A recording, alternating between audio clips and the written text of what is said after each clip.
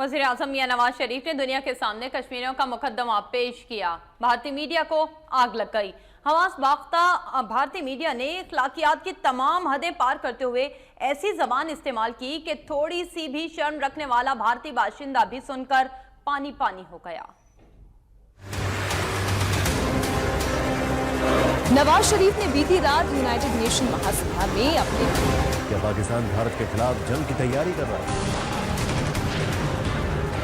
पाक सेना को पूरी ताकत के साथ हमलों का जवाब देने के लिए कहा गया।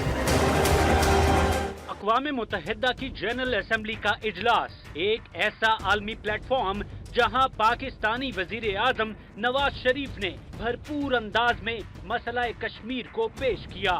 भारत का मकरूह चेहरा आलमी बरादरी को दिखाने पर भारतीय मीडिया चिल्ला उठा। वजीर आजम ने कश्मीर में आजादी की जंग लड़ने वाले मुजाहिदीन की असलियत बयान की, जिस पर भारतीय मीडिया की स्क्रीनों पर बराजमान खुद साख्ता तज्जियाकार पाकिस्तान के खिलाफ बोलते हुए अखलाक की तमाम हदों को उबूर करने लगे हैं। कहा कि एक दहशतगर्द को शहीद करार देकर पाकिस्तान दहशतगर्दों की पुष्ट पनाही करने का एतराफ कर रहा है। उरी में भारतीय सेना के बेस पर हुए हमले ने पाकिस्तान को पूरी तरह बेनकाब कर दिया।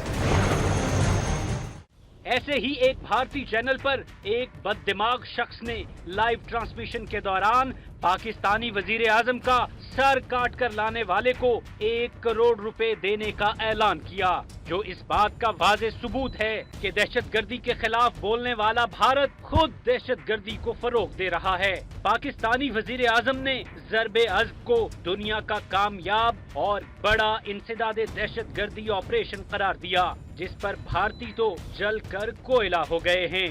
हर चैनल पर ऑपरेशन ज़रबे अज़्ब को इंसदादे दहशतगर्दी नहीं बल्कि दहशतगर्दी को बढ़ावा देने का अमल साबित करने की नाकाम कोशिश की जा रही है, जबकि ऑपरेशन ज़रबे अज़्ब को दुनिया भर से पजीराई